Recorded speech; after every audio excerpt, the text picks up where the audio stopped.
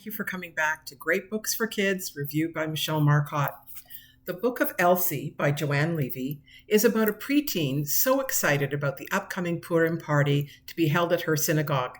She hopes to win the prize for best costume as she recreates the glory of Queen Esther, the heroine of Purim. But after shopping for costume elements with her friend Grace, who's not Jewish, Elsie is shocked to learn that the financial picture of the synagogue is so poor, the party has to be canceled. In fact, Elsie's two dads tell her the synagogue might have to close.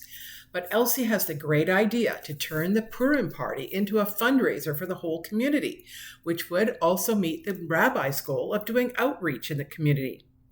Elsie and Grace start baking cookies and selling tickets.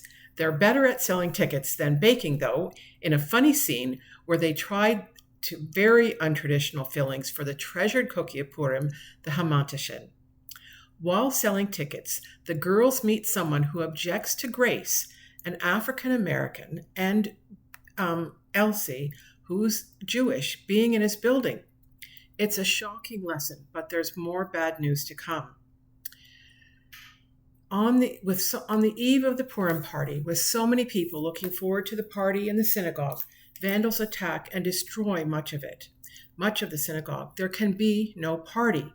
But seeing the damage, the neighbors and the community pitch in, and instead of a party, they work together to repair the damage. This is a great book for preteen and early teen girls of any religion. It's a good story with strong characters. Kids can learn about Purim, a fun and important Jewish holiday, and learn about the benefits of community. The Book of Elsie is available at Bold bookstores, at bookshop.org, where you can support your local bookstore, and at Amazon from my affiliate link in the comments section below. If you use my link to shop at Amazon, you'll earn me a small fee, so thank you very much.